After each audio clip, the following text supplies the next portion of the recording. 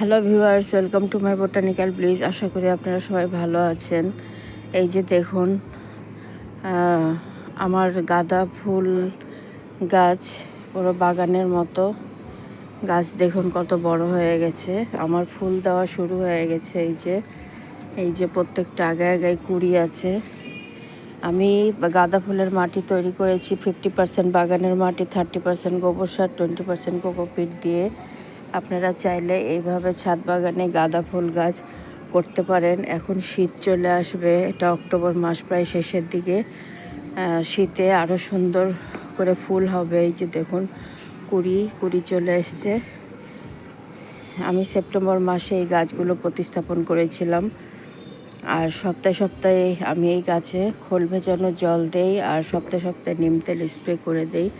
দেখুন গাছ কত ঝাঁকড়া এবং সবুজ সতেজ আছে। ভিডিওটি ভালো লাগলে প্লিজ সাবস্ক্রাইব করবেন, সাবস্ক্রাইব করে আমার পাশে থাকবেন। আজকে আসি, টাটা।